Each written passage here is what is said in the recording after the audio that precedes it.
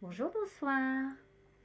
Parmi les contes pour grandir de l'intérieur de Jacques Salomé, eh bien aujourd'hui, je vais vous lire le conte du petit poisson qui avait une si grosse colère en lui qu'il aurait pu avaler toute la mer.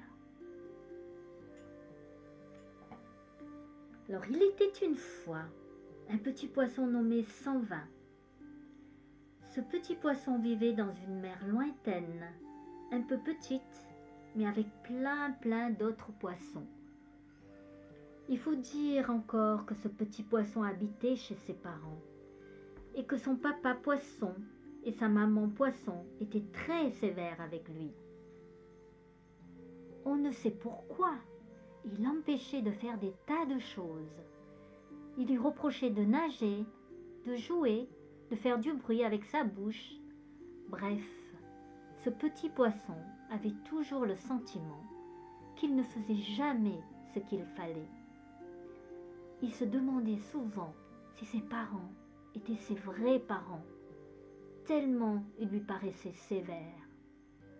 Des fois, il se sentait en trop.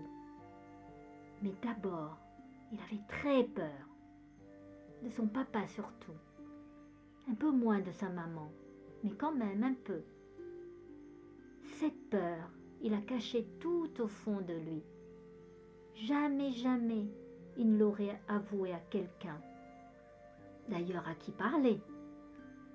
Les autres poissons, eux, paraissaient ne pas avoir peur.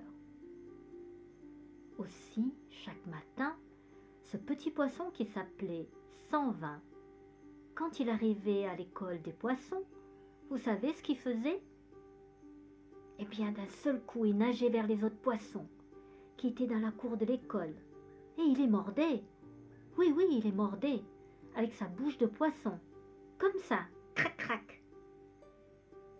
Il tapait dessus avec ses nageoires, avec sa queue. Il leur lançait de l'eau dans les yeux pour qu'ils pleurent. Oui, ça pleure un poisson. On ne le voit pas parce que ça se mélange avec l'eau de la mer. Mais ça pleure un poisson. Bien sûr, tout le monde, tous les autres poissons étaient chaque fois étonnés de voir le petit poisson Sans-Vin mordre et taper comme cela. Les autres petits poissons avaient peur de lui. C'était comme ça. Puisque lui avait peur de son papa et un peu de sa maman, alors il faisait peur aux autres poissons. Mais tout au fond, il était triste. Et si vous saviez comme c'est triste, la tristesse d'un petit enfant poisson.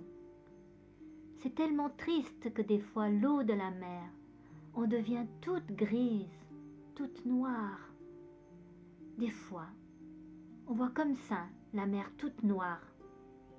Pas bleue du tout, ni verte, ni heureuse, toute noire. Eh bien, je vous le dis, c'est à cause de la tristesse des petits enfants poissons. Un jour, la maîtresse d'école des poissons s'approcha de Sans-Vin et lui dit « Je t'ai vu souvent taper les autres petits poissons. D'ailleurs, la plupart du temps, je t'en ai empêché. Moi, je ne veux pas que les autres petits poissons aient peur de toi. J'ai bien remarqué qu'il y a souvent beaucoup de colère en toi. Certains jours, une grande colère toute rouge. Hier au soir, avant d'aller me coucher, j'ai pensé à toi et j'ai beaucoup réfléchi. Puis, j'ai eu une idée. Je t'ai apporté une boîte où tu pourras mettre ta colère. C'est une boîte où les petits enfants poissons peuvent déposer leur colère.